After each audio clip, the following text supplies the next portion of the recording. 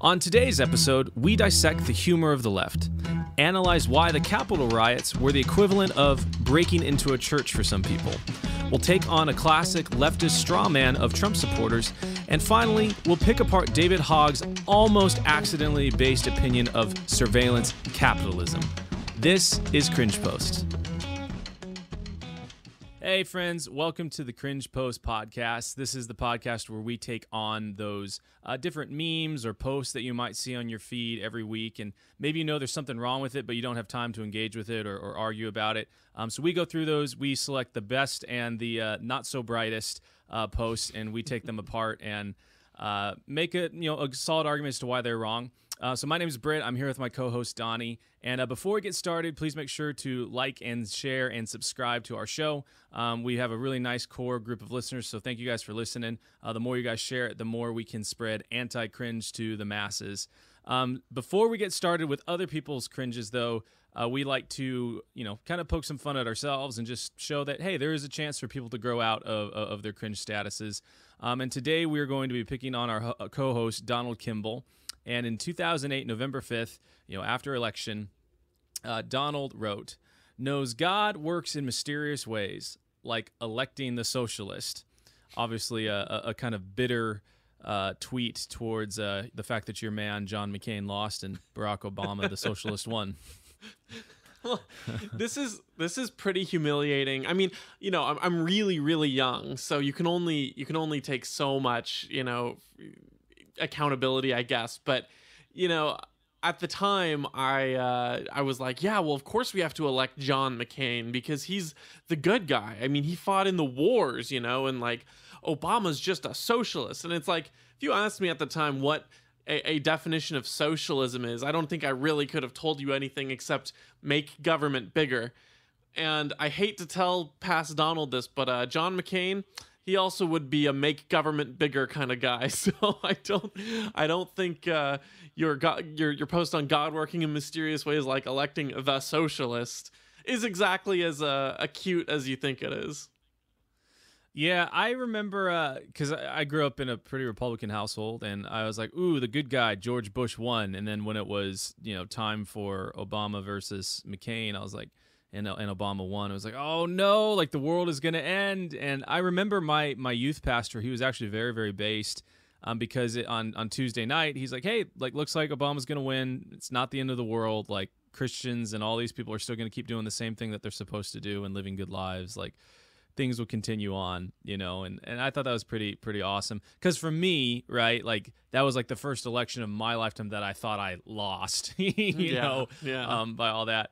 And then obviously you see in 2016 the Democrats lose for the first time in like millennials at least, and just the freak out and fallout from that, which is pretty funny. But I like the tinge of bitterness in this. It's unbefitting of you, Donald, but it is still pretty funny.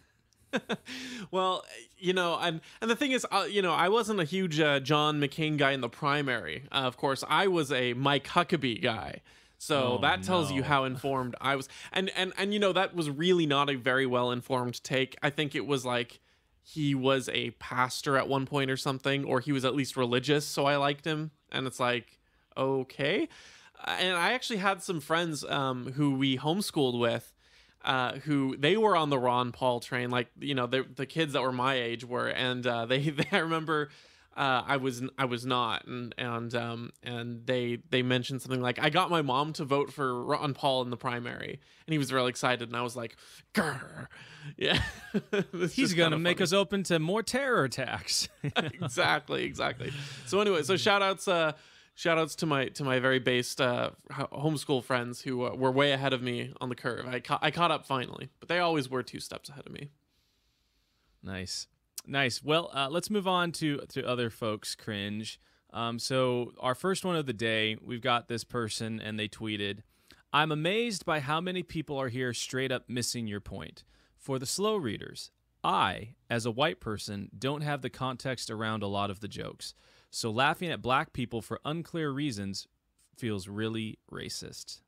So to highlight, and unfortunately I was trying to search through all the tweets to pull this one up. I couldn't find it in time, but the original tweet is talking about someone watching the TV show and on the comic strip, but I believe she was specifically referring to the TV adaptation of the Boondocks, which prominently features a black family and their neighborhood and their lives and stuff. And the tweet talks about, watching the Boondocks, sometimes I find myself laughing, but as a white person, I don't always know why. And I feel really racist. And then this, I was like, what? And then this response is like, I, as a white person, don't have the context around a lot of the jokes, so laughing at black people for unclear reasons feels really racist. It's like, whoa. Okay, so you're telling me now that you have to segregate comedy and entertainment as well? Like, it's now it's, if I don't find, like they use the argument, like, if you don't find a woman funny, that's sexist. But maybe I, as a man, don't have the context around a lot of the jokes, so laughing at a woman could be really sexist, right? The reasoning and the logic behind it makes no sense. And they flip-flop the argument how they want to have it, but to me that just seems so racist to say that laughing at comedy made by black people about black people is really racist. Like, you can't enjoy the humor they produce because you're a different race than them, or because I don't know. What's your read? Yeah, so my read on it is this is a person that wants to have all of the right opinions and laugh at the right jokes, right? So like, it's really clear to me that this person, it's weird to say that they're laughing at something that's not clear why it's funny. Like, you only laugh at something if it's funny. And so that kind of defeats the whole purpose of comedy, right? Comedy is supposed to elicit a reaction from you because you can't help it. It's not like, oh, I'm thinking and, oh, this is funny and now I will laugh. As much as these folks kind of like want to be that way because they want to have all of like the right opinions and the right humor and all that stuff. And that's why like people like Dave Chappelle and Joe Rogan and guys that are really genuinely really funny annoy them so much, because it's things that are not like truth and pointing out a lie is at the core of comedy, right? And that's what makes people laugh, because it's like you're either accentuating a truth or accentuating a lie, and in a way that people can really understand. And because these folks don't like truth at all, like obviously they're not going to dig it. And then also because they're so wound up so tight about having the right opinions and not being racist or whatever. They're in a straitjacket, and that's what really hits me about this. It's like, oh, it has to be really clear to me why it's funny. It's like, no, like if it's funny, it's funny, and that's, like The Office, right? Like there's a lot of physical comedy in The Office and situational comedy in The Office, and sometimes it's not really clear why it's funny. Like I couldn't, like, if you said, hey, write down why this is funny, it'd be very hard for me to do that. But it's just really darn funny. You watch it, you laugh, and it's awesome. I don't want to have to think about it. That's not the point of comedy. I think you bring up a great point. And what's great about comedy too is it strikes different people in different ways. Like different people find certain aspects really funny because different things will resonate with different people, and you don't always know what that is. Like you said, it's really hard to articulate. One example of that from The Office to me is there's a scene when Will Ferrell starts taking over for Steve Carell. I think that's right, or maybe it might be when Idris Elba's character comes in or something. I don't remember, but a bunch of them are trying to impress the new boss, and yeah, I think it's Idris Elba's character, and he's like, "How big would you say that this conference room is or something?" And I remember Gabe just says something, "Oh, like 350, free ball in it," and it's just such an off comment to the side. It's not a big setup. It's just so funny to me how he's like trying to act cool, like free balling it. And like I've described that to other people, are like, and they don't really get, they're not really clicking because they're picking up different things from it. But it just, when I hear that, it just, the gut instinct I get is that's really funny, even if I don't quite process why in the moment or anything like that. And so to loop back to your original point, it really is to many who are being told that you have to have the correct opinions to be deemed holy in this culture. Comedy really is a virtue signal. It's like why people like Stephen Colbert or John Oliver, they get laughs, but they get applause. I think as Michael Malice is the one who points out, as a comedian, you shouldn't have people applauding. It should be laughter. It's not like, ha ha ha, I agree with you. It should be, that was really funny. Ha ha. But so much of what they view as comedy these days is this self-righteous moral crusade of, here's me putting all the correct opinions, look at my enemies, they're so dumb, and that's what's really funny, rather than it just being a spontaneous humor that illuminates truth and reality in some aspect.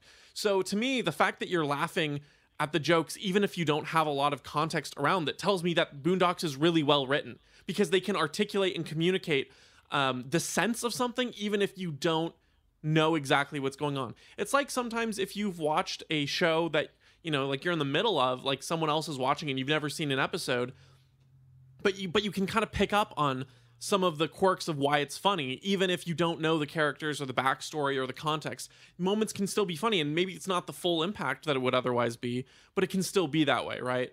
And so to boil everything down to race in here, just it strikes me as that typical classic sort of postmodern racism of your identity is your primary characteristic, and the fact that I'm laughing at this and I don't know why, and you are black, that's the primary thing here. Not that it's a well-written show or that it's well animated or that they do a good job communicating. Nope, that's all secondary to the fact that it's primarily racially black, and because of that, I'm white. Friction. I feel racist, and I don't know how to compute. I don't know what to do. Yeah, and I think that the very fact that they're like, well, we want it to be universally funny, and going back to your explanation of like of The Office and Gabe and freeballing it, like that's insanely funny, because like people that work in that environment, in an office environment, or work around like kind of nerdy, squeamish people like Gabe, like they know people like that, right? Like I don't have to understand why it's funny to be like, oh my gosh, like I know a guy like that, and that's really funny that he's sucking up and trying to like be cool and everything. And there are certain types of like one of my buddies is, you know, Fijian, and like he's got a certain type of humor from his culture that I don't really get. And sometimes like something comes up and he thinks it's hilarious, and like I don't really get it because I don't live within that culture, right? But it's funny for him. And then, you know, me being Filipino and Asian, like there are certain stereotypes about like an Asian grandmother or things like that that really resonate with me, that this person would think is so racist, but like I get it because it's hilarious, you know, because it's like, well, I grew up with an Asian grandmother, right? She was always telling me either I was either too fat or I was too skinny, and she was always trying to feed me and asking me whether I was going to be an engineer or a doctor, you know, all these different things. And like this person would say that's racist, while it's like, well, I think it's hilarious because I understand that situation.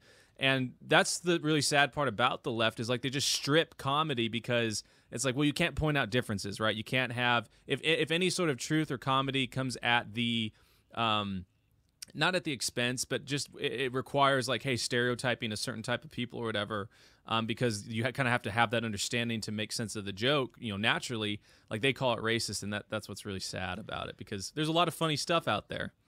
Yeah, well, exactly. And so to maybe the last thing I think I'll say on this is that one of the great things about a show like Boondocks or the comic strip is that it can do the work almost of not in a dumbing down way or in a meta way, but almost expanding that subset of knowledge and context and experience that maybe I don't have, and sharing that and telling, this is funny, this is the context, and you can learn it. You can understand and learn to enjoy that kind of humor, and see, like, you know, I don't have my parents or grandparents are, you know, from the UK and like are from Germany and things, like they're not Asian, right? But watching a show like Kim's Convenience or something, seeing that Asian family dynamic, it's like, oh, I can see how like, you know, I've had friends in this, you know, I can relate to, or maybe it's just a new experience I didn't know about, but I can sort of understand humor, things like that, and so.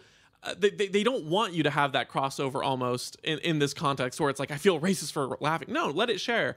But primarily, I think, as you point out, like the cultures that are going to inform people's experiences, it's really secondary to race and genetics, right? I think it's more about, you know, people groups have had cultures that have these shared experiences, and then that's why people find things funny, not because of the skin tone or the way that they're, you know, their specific biology is. It has so much more to do with your shared experience and then your individual brain, right? You as an individual are going to process things. I have this awesome, hilarious friend online, call him Grant, who the way his brain functions is so different than mine. He's thinking of all these abstract connections. So, you know, we'll talk online, a bunch of us in a group, and someone will say something completely mundane that is not funny, you know, just make some abstract comment. And in his head, he connects that to some completely other thing than anyone else, and he'll just start losing it, you know, on the call, just dying laughing.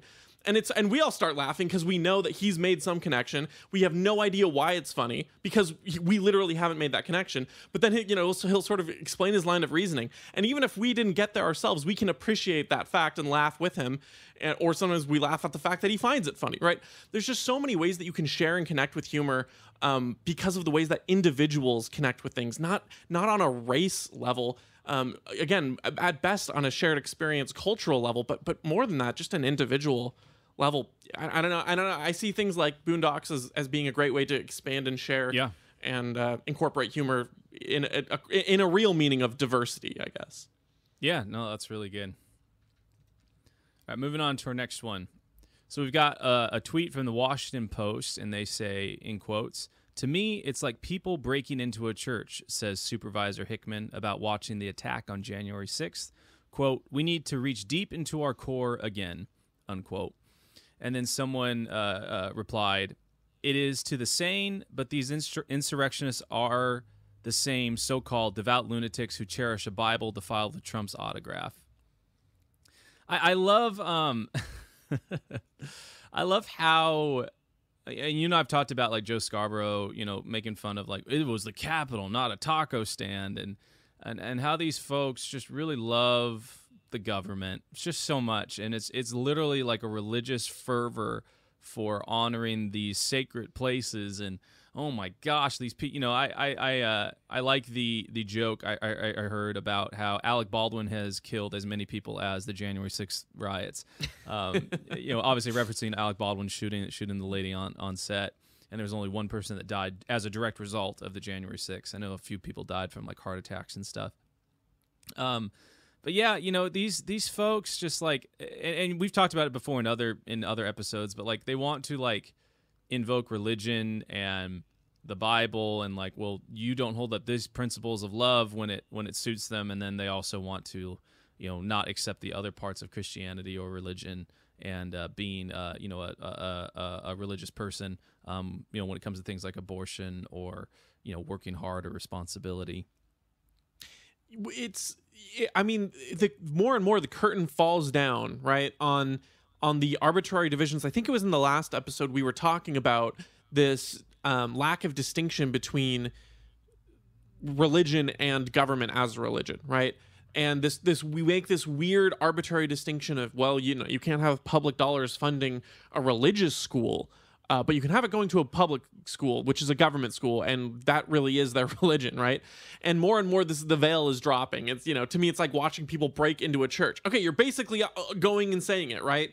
The government is your religion, and the congressional building is your chapel. It is your church.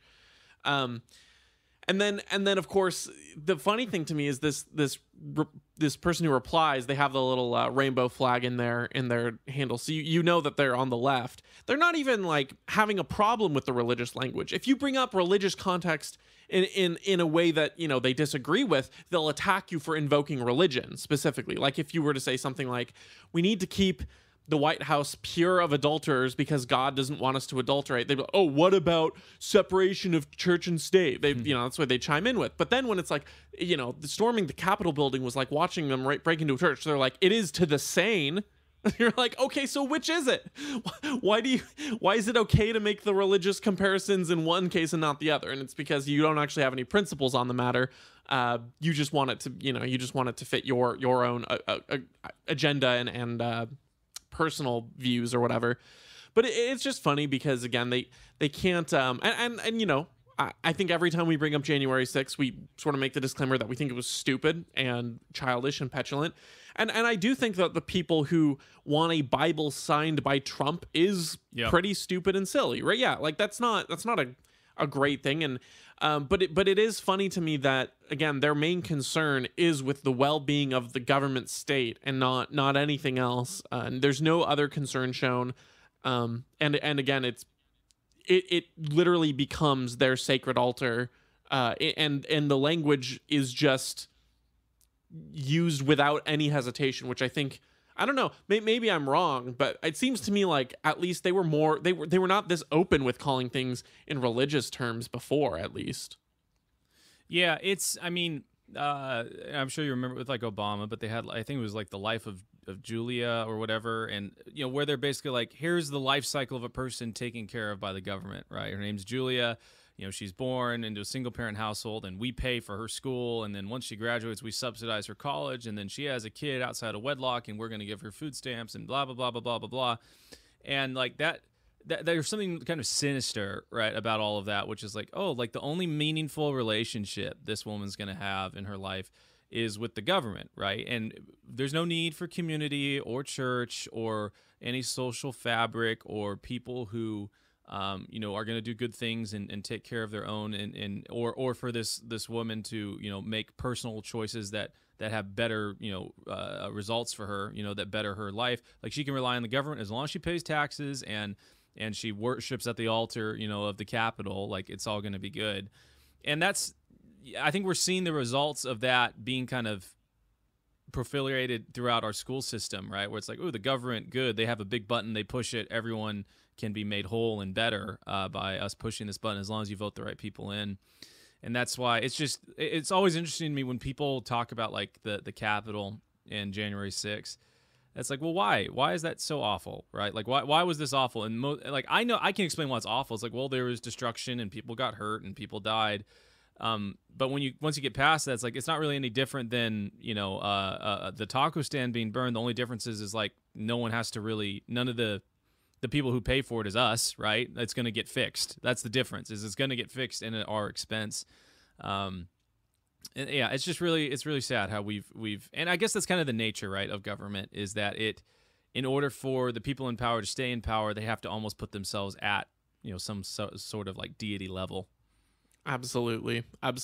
Yeah. I don't know. I don't have any other sort of threads of thought other than just pointing out a couple funny things. The first being, this is posted on November 2nd. I saw some other headline about January 6th. I mean, like, they're doing the Mark Meadows thing with the Congress, now it's December 14. We're almost coming up on the 1-year anniversary of this. And it's like, I don't know. It's just so, it's like, this is really Russia all over again. They're like, Trump's out of office. How do we have a witch hunt for Trump when he's out of office and make it last as long as the Russia nothing burger? I know. We'll make January 6th the big thing. So, boo to them for doing that, and boo to the January 6th people for giving them fodder to do it with. That's ridiculous. Yeah. And then the only other second small thing that I'll point out is, again, the language of the second tweet, where it's like they'll defile a Bible defiled with Trump's autograph. That language, again, to me, it reveals more about their just absolute loathing and hatred for Trump more than their respect for the Bible, because something tells me that they wouldn't think that a Bible's defiled if you like burned it, or if you, I don't know, like took a crucifix and put it upside down in a jar of pee and called it an art piece. You know what I mean? Like the double standards, again, like you mentioned at the very beginning of, saying, using our religious language and using religious themes when it suits them, when they don't believe, even when they don't believe. It's just like defiling a Bible with Trump's autographs. Like, oh, okay, sure. Like, I'm sure you really, really care about that. Yeah. All right, moving on to our next one. We've got a meme, and it's a text meme, and this person says, or this post writes, Trump supporters keep messaging us that they can't wait to get America back. Back to what? Segregation, coat hanger abortions, internment camps, barefoot and pregnant, lynchings, child labor, white supremacy? Seriously, either say what you mean or shut the hell up. I cannot. These ones kind of drive me crazy because it's like, it's just such an obvious like straw man, right? Like, this is not what those folks are talking about at all. They're talking about like, hey, like, we want to get back to an era of personal responsibility and kind of the perceived, American exceptionalism that has defined a lot of the earlier part of this, the 20th century. I do want to grant to them, it's like, getting back to America, it's like, so in certain, the aspects of like, oh, we had a Republican president, or, ooh, we were America during World War I and World War II or whatever. It's like, you don't have all of the, the facts around that. And like, Woodrow Wilson is probably the worst president that's ever happened to us. And a lot of the bad things that we see today are because of him. And maybe you might say that's like the golden age of America or whatever. But regardless, like, what's really funny to me though is like these things like segregation or internment camps or white supremacy, and all these things. It's like that occurred during like a Democrat, right? Like the party that you want to vote back in. I'm assuming this is under the leftists because make America great again and all that. This is kind of anti-MAGA. But yeah, it's just funny, man, how a lot of the things that they decry are things that came about as the people in their party were in power. A lot of bad things happen with Republicans too. Don't get me wrong, but yeah. Well, like you said, the straw manning of this is what makes me laugh, because I think I would view this post in a similarly cringe way, but I don't even know if I would have singled it out for a cringe post if it was when Trump supporters keep messaging us that they can't wait to get America back. They're taking us back to, and then listing all the things. That to me, it's like, okay, whatever, you can make the argument, like, oh, if we, didn't have legal abortion, then we'd have coat hanger abortions, and then you can have that discussion of what is the legitimate use of, role. Can government ban that? Is the unintended consequence worth the risk? Whatever, what have you. But that's not what this post is. This post is saying, this is what they want, these specific things, because it ends with saying, say what you mean or shut the hell up. And it's like, well, okay, if you want them to say what they mean, they'll tell you things like America's dominance as a global superpower, traditional family values, small government. Whether or not these things existed, that's what they mean. And that's, like you said, so obvious. It's like, to me, this despite listing all these, these things that they want, that they view as the negative repercussions, it shows just how incapable people are of entertaining an opposing viewpoint and understanding what they view as, meritorious and what they view as the noble ends. And it's like, I don't know, I think for me it's not hard to sort of steelman a leftist's argument or steelman a Trump person's argument, right? If you're a leftist, you want a social safety net. You think that the free market is going to let people fall through the cracks. You want to make sure that those people are accounted for. Think that people are corrupt and greedy without some sort of system of power to keep them accountable. And so having a strong government that keeps people, corrupt players in check is good, because you need someone to follow the rules. That's kind of like the basic leftist argument steelman, in my opinion. It simplified, obviously, and from a Trumpist view, it's like you want to use the reins of power to get us back to traditional values. Well, of course you want to impose tariffs because you want the world to sort of submit to America so that we can keep the peace, right? We want to have a strong government and a strong power globally to keep peace down, and we want to instill traditional values, and we don't want technology to advance too fast, otherwise you displace millions of workers. And you can entertain the enemies, not the enemy, I should say, opposing viewpoints pretty easily, in my opinion. And yet these people can't do the basics of saying, like, rather than, here are all the values that you get along with returning Make America Great, they're saying, what do you mean? You mean you want these bad things? Just say it then. It's like, that's not what they want, you dinguses. And that's why I think so many people resort to calling people racists and Nazis, is because they just don't understand that it's like, maybe this person, even if they're going about it in the wrong way, in your opinion, in my opinion, whoever's opinion, it doesn't matter, they ultimately maybe still want a good end, right? Maybe they're not just inherently corrupt or evil. Yeah, this kind of reminded me of, these are also the same folks that will try and cancel someone because they made a Nazi Germany comparison, right? Like, I think about Gina Carano, and she's saying, hey, like, this happened in Germany, the social fabric fell apart and people were willing to turn in their neighbors. Like, maybe let's just be nice to each other. And everyone on this side of the aisle, flipped out and was like, she's making a Nazi comparison. How inappropriate. And it's like, dude, like, right here, right? Like, you are, even if you really do believe that this is what, folks want to get back to or whatever, it's like, this is the same thing. You're doing the same thing that you freaked out about, right? Like, these people aren't white supremacists. These people aren't, I assume if you, from 99 out of 100, Trump supporters, like, they would not want any of this stuff to happen.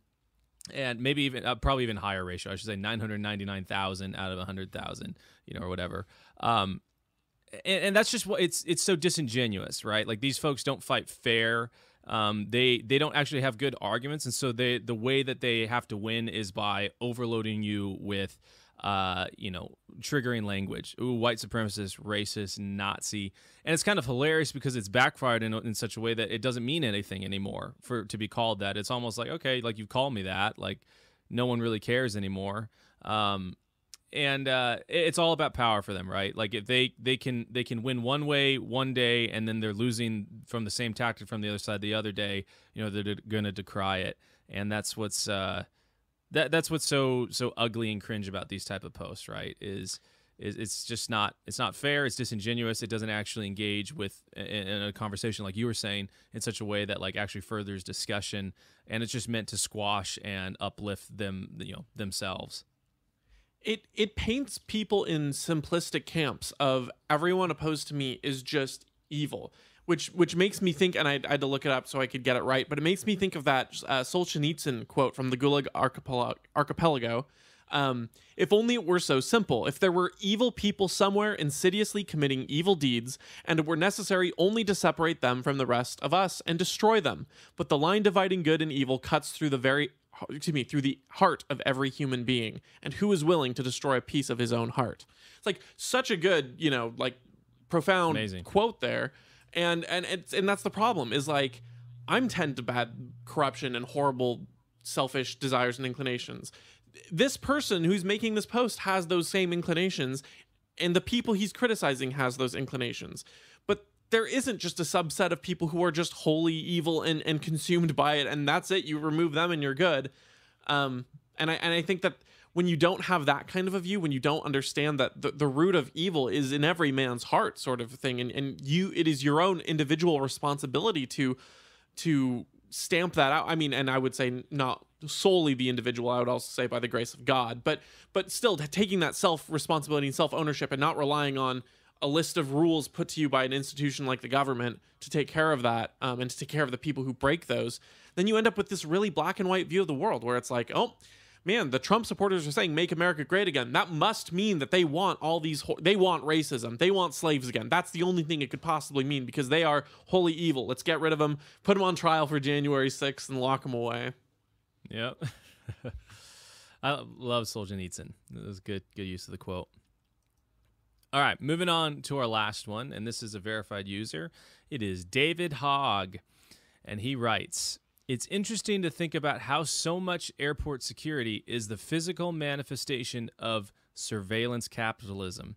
It's terrifying when you realize how that's just the tip of the iceberg in terms of the actual total information collected on us every day."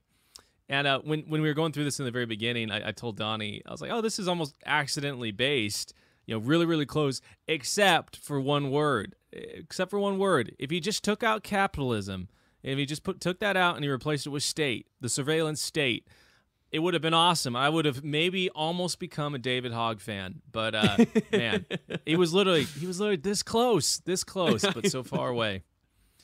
It feels kind of like the Bernie Sanders, where it's like Bernie will say something about foreign intervention, and you're like, oh, or maybe more accurately, Noam Chomsky, where he's like talking about foreign intervention, and he's like, yeah, and these public-private partnerships of weapon manufacturers that are incentivizing us to go abroad and get oil, and you're like, yeah. So really, the thing is, we need to prevent them from doing that by making a law. No, you're like, oh, dang it, dude, come on.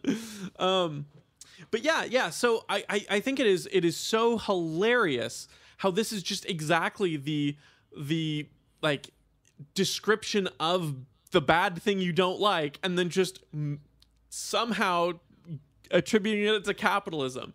The TSA, that very privately owned capitalistic venture that's not at all entangled with the government, set up by the government, put into power by government policy, or anything like that, right? This very, very free market organization, the TSA. Crazy how that's just such a physical manifestation of our capitalism in this capitalist state.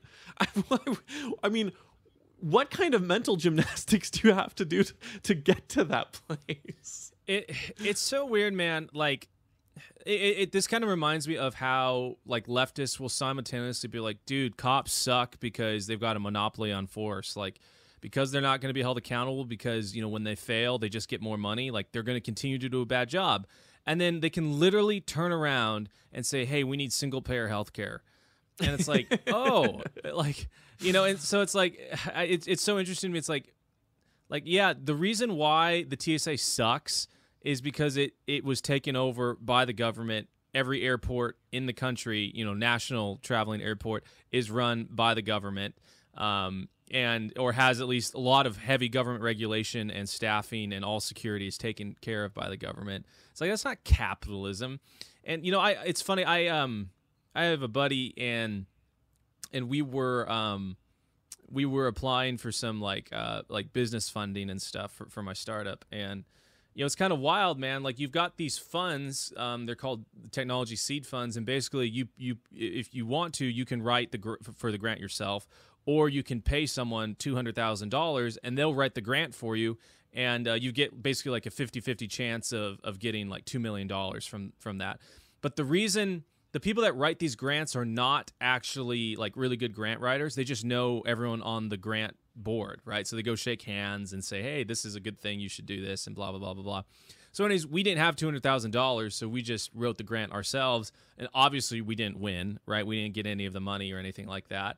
And, you know, I'm going to take whatever money that the government was going to give for free. I'm going to try and take it if I can. I know that's some of my libertarian friends are going to be sad about that. But anyways, we needed it, wanted it. And my buddy in the business was like, well, that's just capitalism for you. And I'm like, dude, like, okay, like, I get it. Like, what, you're just substituting capitalism for like thing that is evil, right? Or like human nature that causes like biases and monopoly of power that causes, you know, outcomes that are not very favorable or fair to people.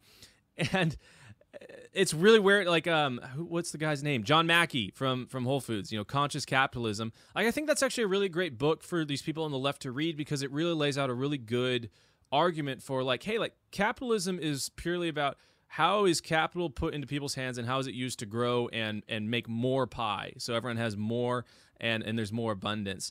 And yeah, like, there's definitely some people that are ugly and awful, and they, you know, they're willing to, you know, take away $1 to make themselves a cent richer, you know, from the average worker and all these things, and squeeze people. But there's also a lot of people that don't do that. And in fact, capitalism is the only system that we know of so far that is set up in such a way that you're actually incentivized in a lot of ways to not do that, to not squeeze people, because you need to work together. It's all about voluntary exchange and teamwork. And if you don't have people to trade with, or if you don't have people that will work for you or that are willing to do a good job for you, you know, you're going to lose. And so I laid that out for him. I was like, yeah, that's what capitalism is. It's not some bureaucrat deciding who wins and who loses at the top. That's actually more like socialism, you know, like that's more like statism. And yeah, we've got crony capitalism in a lot of ways, but you know, you can't say something is capitalistic when it's controlled by a bureaucrat at the top. Yeah, I think you're completely right there. It's weird to, again, take this sort of like top down view of, you know, of like the TSA, of that as the physical manifestation of surveillance capital. I mean, like, right now, I mean, you could argue that they're, you know, in the current state, like, capitalism benefits from surveillance data and stuff. Like, there are Google Trends and information that you are voluntarily giving these people, right? But in most ways, that physical manifestation or whatever, the manifestation of that comes to you through things like targeted ads or I don't know, algorithms that direct videos to you or TikToks to you or whatever. And I'm not saying that I love all this information collecting. I don't. But the free market actually is the one that's also providing you the ways out of those scenarios, right? Like VPNs that you can purchase and buy to try to protect your anonymity. For a long time, I don't remember how it's landed, but Apple, the private company, was refusing to give the government a backdoor into their, you know, users' data, because they're like, once we give that backdoor, there's no way we give that back, right? Get that back. And again, I don't know where that ended up being, but it's like, or even something like Bitcoin and like blockchain technologies that are decentralizing and allowing you to go off the banking system, right? And like, any good leftist should hate the banks, because the banks are, notoriously shady back deals, again, through proper government channels, as you and I would point out. But all these things should be sung to the praises of capitalism, where it's like, yeah, this data surveillance and all these different things exists. That's just a byproduct of having technology and advancing society and building on the blocks of what you have created in this society. And yet, the takeaway here is that the physical manifestation of surveillance capitalism is the one thing where you literally have no choice but to comply with the TSA, unless, ironically, you pay money. So it's almost like the only nearly capitalistic. It's a little bit more extortion-y than capitalist, but the closest thing to capitalism with the TSA is the way to avoid it, right? You have to have the background check ahead of time and all that. But it's funny. So it's like, no, it seems to me that the physical manifestation of the government surveillance is the government. I think that's a little bit closer. And yes, he's right that it is just the tip of the iceberg in terms of the actual total information collected. And that's true. But who's abusing that information? Who is really using it inappropriately? And I don't know. I mean, again, I'm not defending every big corporate business that has all this data. I don't like it, but at least you have a choice when it comes to, purchasing a VPN or those kinds of privacy measures that the market is giving you a solution for, whereas the government really gives you no recourse, doesn't give you an option. And every time they try to do that sort of thing, they end up screwing it up more, right? Like you look at like EU privacy regulations, like they have to notify you that they're going to track your cookies, and then you end up breaking a bunch of websites and you have to get this ping, and it doesn't really change anything. It's like, okay, now I just either can't access this website at all, or they tell me that they're tracking their data, which I already knew before. So I don't know. It's a Band-Aid, and if at that, it's a Band-Aid that's like you put on in the shower and it just kind of falls off right away. Yeah, my favorite thing to do with people like this, because they'll say stuff. It's like, well, someone's having a hard time with cancer or something. Well, that's just capitalism. And I go, okay, like how would you fix it? Like you are, you've got the chance with a magic wand to make the system exists that could fix this. What would you do? And they're like, well, I would fund this and I would do this and I would put people in charge that could do this. And it's like, oh, so basically you'd centralize control to the point where there's only a couple people making decisions, and that's what we've got right now. So why is it not better? Like, why is your utopia, why doesn't it exist yet? And there's this concept in lean where it's like, hey, if you ask, lean is like a business procedure or process for like how you make decisions and improve process improvement.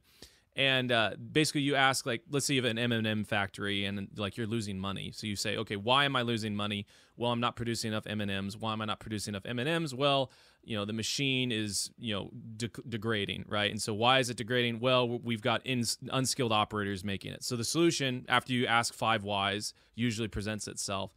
And it's like, okay, now do that with, whatever existing problem you've got with the government right now. Surveillance capitalism, or surveillance, and just in general. It's like, well, it's because we have a centralized controlled system. Like if you ask why enough, you've got people at the top that are not incentivized to do anything good for anyone else other than themselves and only to further their own power.